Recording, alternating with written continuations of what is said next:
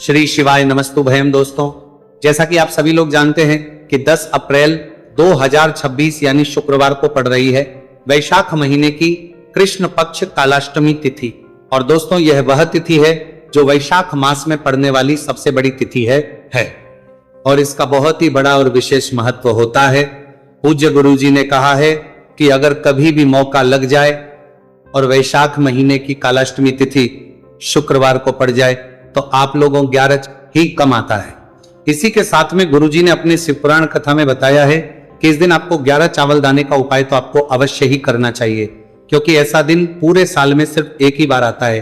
और दोस्तों, आप सभी लोग जानते हो कि शुक्रवार कालाष्टमी तिथि का अगर सबसे बड़ा कोई उपाय है तो वह 11 चावल के दाने वाला उपाय है। तो दोस्तों, इस शुक्रवार कालाष्टमी तिथि के दिन आप लोगों को इस 11 चावल दाने वाले उपाय को जरूर हो, मतलब पूरा साल निकल गया, उन्होंने किसी भी दिन इस 11 चावल के दाने वाले उपाय को ना किया हो, पर दोस्तों आपके पास एक आखिरी मौका बचा हुआ है जो कि 10 अप्रैल शुक्रवार कालाष्टमी तिथि के दिन है। तो इस दिन आप लोगों को लेना है। भले ही आप पूरे महीने भर इस उपाय को ना किया हो, पर अगर आपने इस वैशाख महीने की कालाष्टमी तिथि के दिन अगर इस वाले उपाय को कर लिया तो आपको इस उपाय को करने का वो फल मिलेगा जिसकी आपने कभी कल्पना भी नहीं करी होगी। उपाय को एक बार जरूर कर लेना है ताकि आप लोगों के हाथ से ये मौका ना जा सके और आपको इस उपाय को करने का फल मिल सके।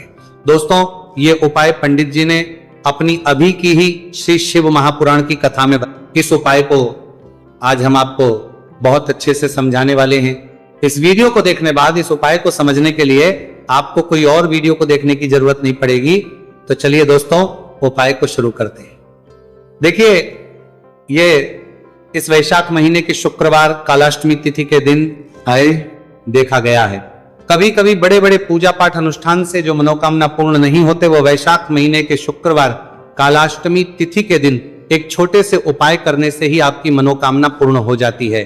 और बहुत सारे लोग इस उपाय को है और उनको इस उपाय को करने का फल भी जरूर मिला है। अगर आप लोग भी इस उपाय को करना चाहते हैं तो आप इस उपाय को पहले अच्छे से समझ लेना, सुन लेना, उसके बाद करना। आपको इस उपाय का फल जरूर मिलेगा। और इस उपाय को कर ले, प्रकार की दुहक और समस्या क्यों ना चल रही हो, आपको उसका कारण भी नहीं पता है कि भाई ये समस्या किसका कारण से चल रही है, उसका भी कुछ कारण हो सकता है, जैसे पितृदोष हो सकता है या किसी भी तरह का मंगल दोष भी हो सकता है। तो इस दिन आप लोगों को ये वाला उपाय कर लेना है। ये एक ऐसा उपाय है जिस उपाय को अगर किसी विशेष दिन पर किया जाए तो भाई उस विशेष दिन का जो है वो तो हमें मिलता ही मिलता है। पर हमने उस दिन पर इस उपाय को किया है तो हमें, आप इस उपाय को बहुत ही बड़े और विशेष पर कर रहे हो। तो चलिए अब उपाय के बारे में बात करते हैं, लेकिन उससे पहले आप लोगों को यह जानना आवश्यक है कि आखिर ये उपाय किस समय करना है, किसको करना है और कैसे करना है। तो चलिए हम आगे आपको वीडियो में बता देते हैं, लेकिन उससे पहले अगर आप लोग हमारे चैनल पर पहली बार आए हैं या फिर मेरी आवाज आज पहली बार सुन रहे हैं तो हमारे चैनल वास्तविक जानकारी को सब्सक्राइब जरूर कर लेना और इस वीडियो को करके कमेंट बॉक्स में श्री शिवाय नमस्तु भयम ओम नमः शिवाय जरूर टाइप कर देना। तो दोस्तों, इस 11 चावल के दाने वाले उपाय को हमें इस शुक्रवार कालाष्टमी तिथि के दिन कैसे करना है, किसको करना है, किस समय करना है और कहां पर करना है, ये सारे सवालों के जवाब आपको इस वीडियो में मिल जाएंगे। और जो ये वीडियो देखेगा भाई, उसको 11 चावल के दाने वाला उपाय जरूर करना चाहिए, क्योंकि इस दिन एक चावल के दाने का बहुत ही बड़ा और विशेष महत्व होता है। और जब बात आ जाए 11 चावल के दाने की तो ये सोने पर सुहागा वाली बात हो जाती है। इस शुक्रवार कालाष्टमी तिथि का तो अब दोस्तों इस 11 चावल के दाने वाले उपाय को आखिर करना किसको है, सबसे पहले हम लोग वह बात जान लेते हैं। तो देखो, घर की जो माता बहन इस वाले उपाय कर सकती है। और दोस्तों, अगर आप चाहे तो अपने घर में से सभी सदस्यों को भी इस उपाय को करवा सकते हैं। अगर किसी व्यक्ति की खुद की कोई मनोकामना है, खुद की कोई दुख और परेशानी है जो कि वो अपने लिए ही करना चाहता है, इस वाले उपाय को तो वो खुद अपने लिए भी कर सकता है। बाकी अगर कोई घर में से ऐसा है जो कि अपने पूरे घर परिवार की सुख और शांति के लिए ये वाला उपाय करना चाहता है तो भाई वो भी कर सकता है, उसमें भी कोई दिक्कत वाली नहीं है। कहने का मतलब यह है कि इस उपाय को हर एक सदस्य भी कर सकता है और पूरे घर परिवार के सदस्य के लिए घर की बड़ी माताओं बहनों में से कोई एक बहन भी कर सकती। माताएं बहनें अगर घर में उपस्थित ना हो या वो ये वाला उपाय ना कर पा रही हो, तो फिर घर का कोई बड़ा सदस्य भी इस 11 चावल के दाने वाले उपाय को कर सकता है, चाहे फिर वह पुरुष ही क्यों ना हो, उसमें कोई भी दिक्कत वाली बात नहीं है। अब दोस्तों, इस 3 बल के दाने वाले उपाय को हमें करना कहां पर है? हमें इसे शिवजी के मंदिर में जाकर करना है। बहुत सारे लोग प्रश्न करते हैं, हर एक उपाय को करते समय क्या हम इस उपाय को घर पर कर सकते हैं? तो इस वाले उपाय को आप घर पर नहीं कर सकते हो। इस वाले उपाय को करने के लिए आपको शिवजी के मंदिर ही जाना पड़ेगा। उसके बाद में दोस्तों जो अगला प्रश्न निकल कर आता है वो ये आता है, इस उपाय को लेकर के आखिर इस उपाय को हमें किस समय करना है? सुबह के समय करना है कि शाम के समय करना है? तो देखो, इस वाले उपाय को आप लोग सुबह के समय भी कर सकते हो और शाम के समय प्रदोष काल में भी कर सकते हो। अब अगर आप पूछो कि भाई सब सबसे उत्तम समय कौन सा रहा, तो हम आपसे बस यही कहेंगे कि इस उपाय को आप सुबह के समय करेंगे तो ज्यादा बेहतर होगा। बाकी अगर प्रदोष काल शाम के समय भी करेंगे तो भी अच्छा होगा, उसमें कोई भी दिक्कत वाली बात नहीं है। तो अब दोस्तों अगली सबसे ये आती है कि सुबह अगर हम उपाय को करेंगे तो हमें कितने बजे से लेकर कितने बजे तक के बीच में करना है, और शाम के समय प्रदोष काल में करेंगे तो हमें कितने बजे से लेकर कितने बजे के बीच में करना है। तो देखो, सुबह जितनी जल्दी हो सके आप उपाय को करने की कोशिश करना। बाकी अगर किसी कारणवश लेट भी हो जाओ थी, देर भी हो जाए, तो 10 या 11 बजे तक भी आप उपाय कर लेना, पर 12 बजे से ज्यादा देरी ना हो। ठीक है, इस बात का ध्यान रखना। उसके बाद में दोस्तों का जो समय है होता है वो शाम के 6 बजे से शुरू हो जाता है। मतलब शाम के 6 बजे से लेकर 7 बजे के बीच का जो समय होता है, यह समय प्रदोष काल का समय होता है। पर अब या 8 बजे के बीच में भी कर सकते हो। मतलब शाम के 6 बजे से 8 बजे के बीच में आप कभी भी इस वाले उपाय को कर सकते हो, उसमें कोई भी दिक्कत वाली बात नहीं है।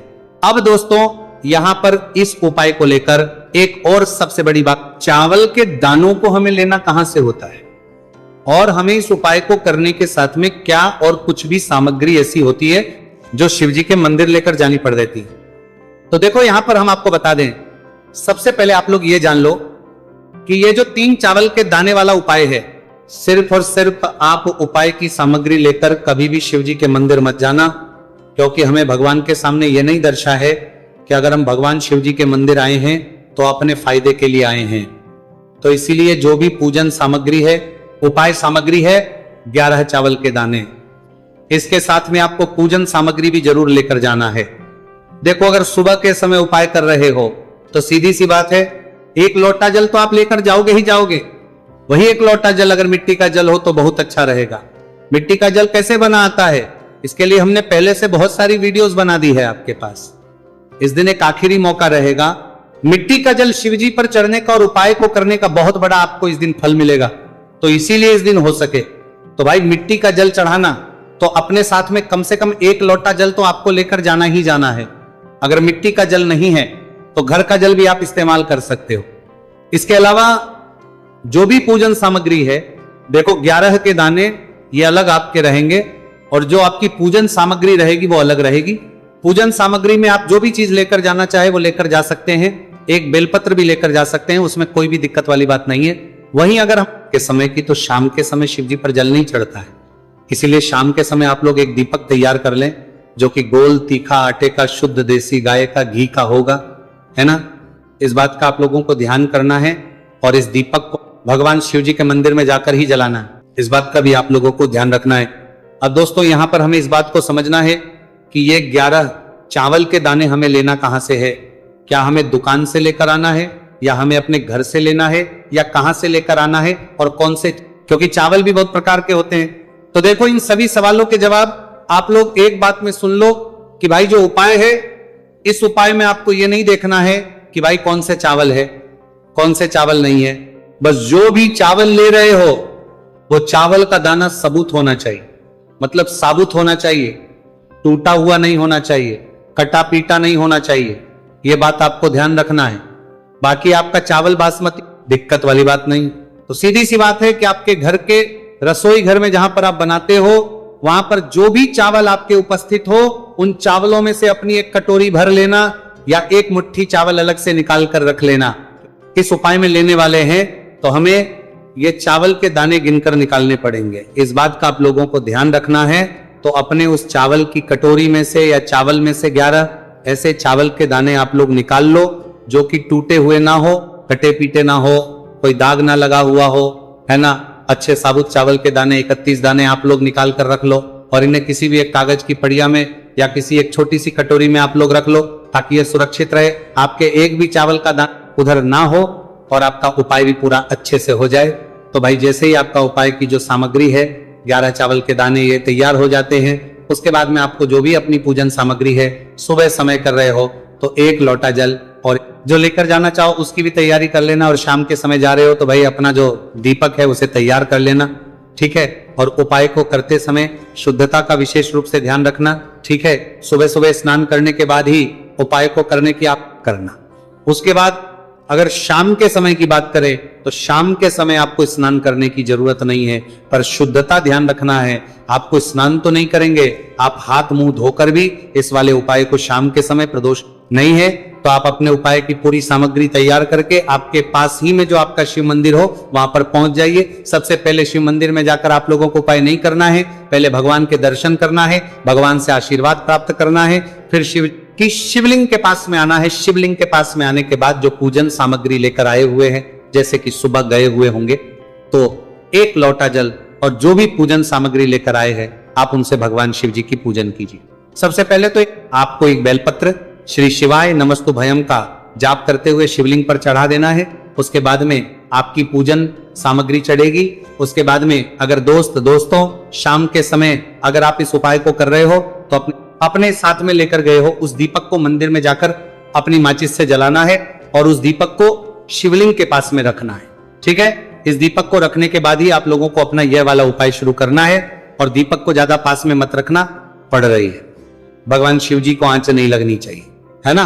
तो भाई जैसे ही आपकी पूजा अर्चना हो जाती है, आप भगवान शिव जी को प्रसन्न कर लेते हैं, उसके बाद शिवलिंग के पास ही में आप कहीं पर बैठ जाइए, सामने या आसपास जिस पर बैठ जाइए, और अपने वह 11 चावल के दाने अपने सामने निकाल कर रख लीजिए, क्योंकि अब यहां पर उपाय को यहां पर करने की आपको तैयारी करना है। और इस तरीके से जब आप उपाय करेंगे, पूजन सामग्री करने के बाद, पूजन अर्चना करने के बाद बहुत जल्दी और बहुत होकर मिलेगा, तो अपने चावल के अपने सामने निकाल कर रख लेना। और ये जो उपाय है ये आपकी सीधे हाथ की हथेली से होगा, इसलिए इस बात का भी विशेष रूप से ध्यान रखना है। तो सीधे हाथ की हथेली का प्रयोग करके करना।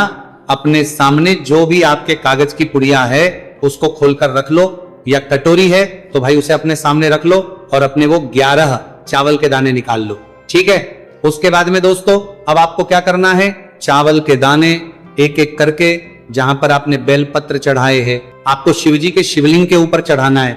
कहां पर चढ़ाना है, शिवलिंग के ऊपर चढ़ाना है, और कहीं पर भी नहीं चढ़ाना है। आपको अपने हथेली से तो शिवलिंग के ऊपर चढ़ाना है, भले ही फिर वो अपने आप जलाधारी पर गिर जाए, ये मतलब वहीं पर गिर जाए, उस वाली बात नहीं है, पर आप चढ़ाओ शिवलिंग के ऊपर।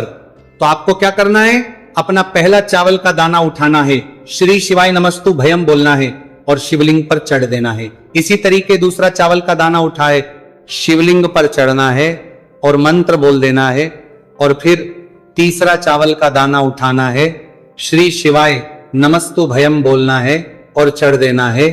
इसी प्रकार से आपको पूरे 11 चावल के दाने एक एक करके शिवजी के शिवलिंग के ऊपर चढ़ाना है और भगवान से प्रार्थना करते जाना है। मतलब प्रार्थना तो आपको आखिरी में करना है, पर हर एक चावल के दाने को चढ़ाते समय श्री शिवाय नमस्तु भयम जरूर बोलना है। उसके ही में यह चावल का दाना शिवलिंग के ऊपर आपको चढ़ाना है।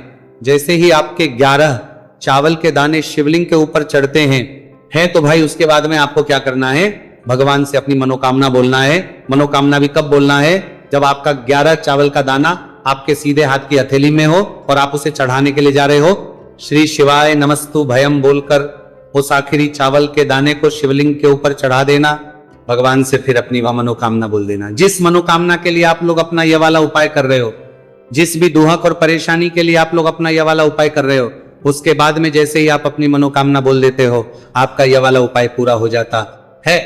और दोस्तों उपाय को करने के बाद आप लोगों को 2 मिनट भगवान शिव जी के मंत्र का जाप जरूर करना है, और मंत्र का जाप करने के बाद भगवान से एक और बार करना है अपनी मनोकामना के लिए, या अपनी जो भी दुख और भगवान को देखकर भगवान से प्रार्थना करके उनसे आशीर्वाद लेकर वहां से उठ सकते हैं और अपने घर पर जा सकते हैं। बस दोस्तों यहाँ पर ये वाला उपाय पूरा हो जाता है। इस तरीके से जो भी व्यक्ति छोटी छोटी चीज का ध्यान रखो करेगा, निश्चित सी बात है उसे उसकी मनोकामना पूरी होगी और जो भी दुख और परेशानी है वह भी बहुत ही जल्दी दूर होंगे। तो दोस्तों, ये थे पूज्य गुरु जी द्वारा बताए गए कुछ बहुत ही खास उपाय। अगर आपको है फिर एक नए वीडियो के साथ, श्री शिवाय नमस्तुभयम।